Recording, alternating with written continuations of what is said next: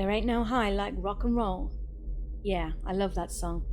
Helix did it back in '83. They're a Canadian band. It's off their No Rest for the Wicked album, in case you want to check it out. Anyway, that's my motto. I don't need all that other crap to get high. No way. Just give me a Fender guitar and a Marshall stack and hit an open chord and I'm there. Hi, my name's Ricky. Ricky Blaze. Well, that's my stage name. My real name is Richard Bellington, but that doesn't sound very rock and roll now, does it? My friends call me Ace because of my favourite guitarist, Ace Frehley from Kiss. Who's Kiss? Are you kidding me? They're only the best theatrical rock band ever.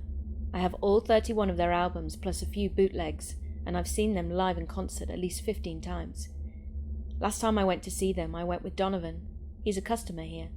He's deathly afraid of that girl that works in the floral section, but that's a different story. I play guitar in an 80s hard rock heavy metal cover band called Blackened Image. Maybe you've heard of us? No?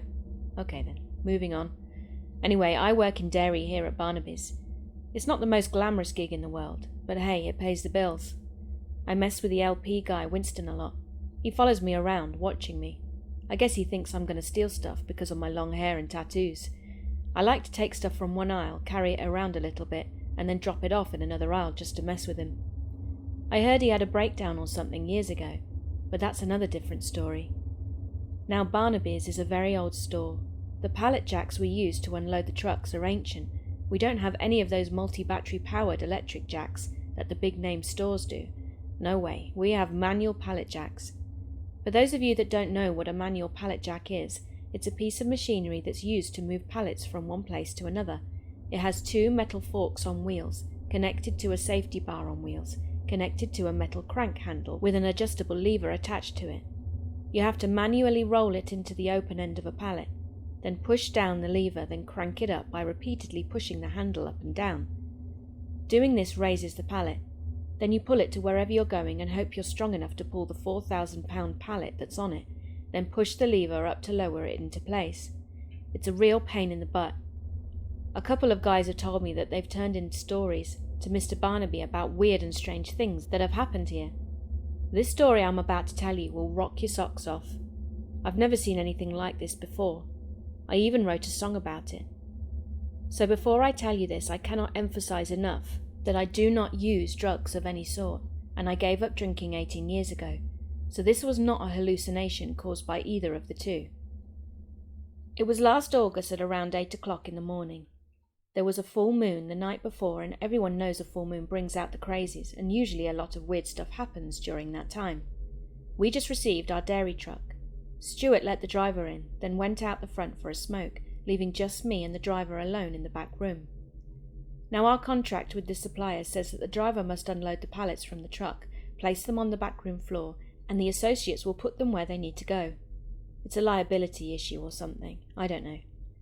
So he opened the roll-up door to the truck and immediately we heard a low squeaking noise coming from inside the truck. I thought it was the refrigeration unit going bad, but I was way wrong. The driver and I put the large metal plank across the opening between the loading dock floor and the back of the truck. The driver then started to unload the pallets. After each one, the squeaking noise got louder. 4 pallets of freight and 3 pallets of milk later, the noise was almost deafening.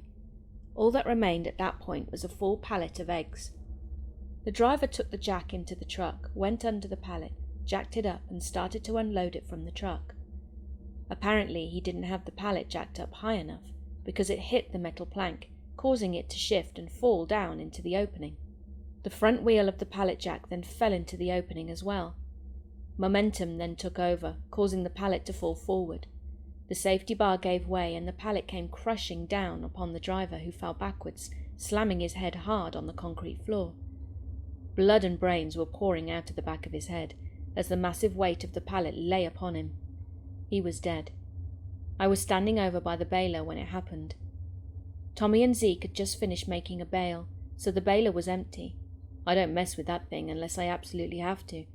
I heard about what happened to Stephanie, but that's another different story.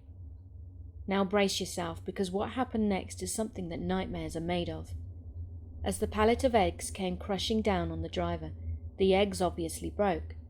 You would have expected egg whites and yolks to come pouring out of the boxes, but no. It was blood. Lots of it. The squeaking noise was at a fever pitch. Suddenly the boxes started to shake, and a scratching noise was heard as well. The boxes began to rip open, and these things came flying and crawling out, and dead ones fell out and just laid there on the floor. Then the live ones started to eat their bodies. It was gross. Now let me tell you about these things. They seemed to be little chicks, but they weren't normal little chicks, no.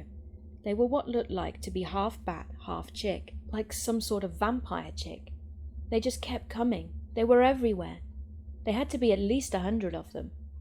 They had little chick bodies with little bat wings, a chick head with a bat face and beak. These things were cool looking, but mean as hell.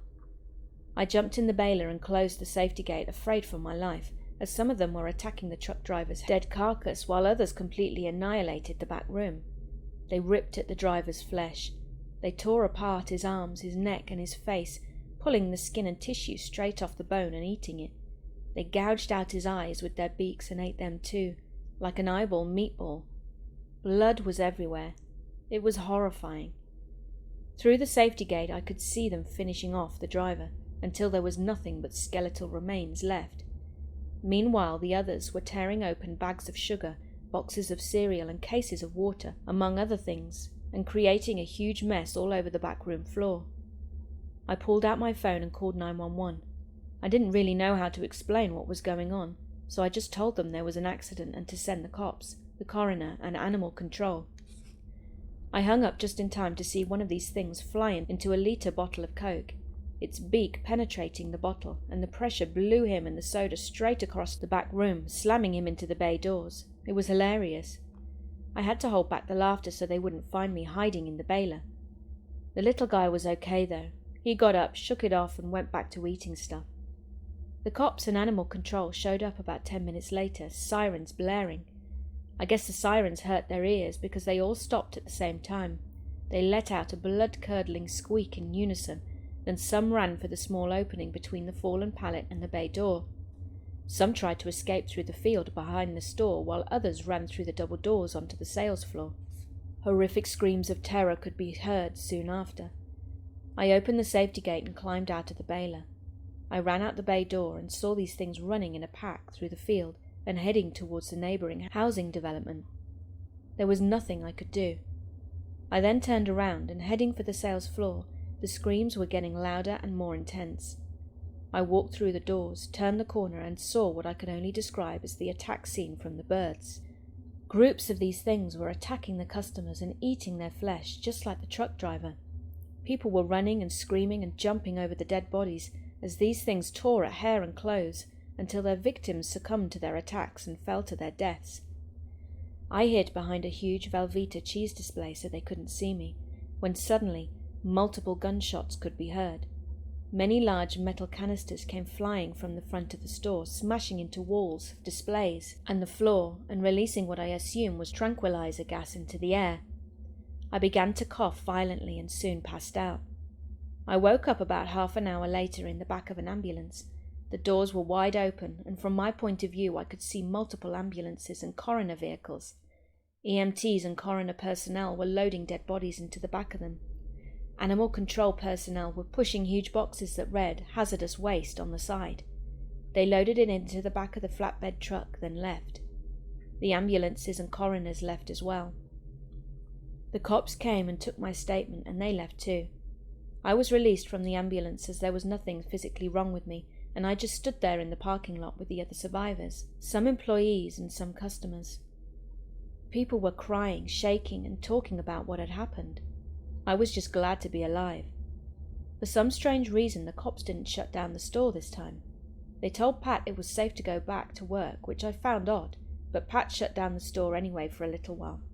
He made Stephen and the rest of us clean up the mess on the sales floor in the back room, then opened the store back up about an hour later. By this time it was around 12:30, and I was getting hungry, so I decided to take my lunch break. After all that, you wouldn't think I'd be hungry, but I've got a stomach of steel. I watch too many horror movies for stuff like that to affect me. I went into the cooler and grabbed my lunch bag.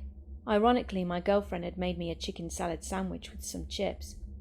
I sat down at the break room table and started to eat. Suddenly I heard a little squeaking noise coming from behind the trash can. I thought, oh crap, not again. I grabbed somebody's umbrella that was sitting by the wall and prepared to beat the living crap out of this little thing if it tried to attack me. I gently moved the trash can away, only to find a little chick, a normal chick, just sitting there shaking and chirping like it was scared. I picked him up and fed him some of my sandwich. If only he knew. I guess he was hungry, 'cause he stopped chirping after he'd eaten a little. I kept him in my jacket pocket until the end of my shift, then took him home with me. I bring him to all our band practices, and we're thinking about making him the band mascot. What do you think? Anyway, it took me a while to come up with a name for him. Then I thought about it. I decided to name him Gizmo.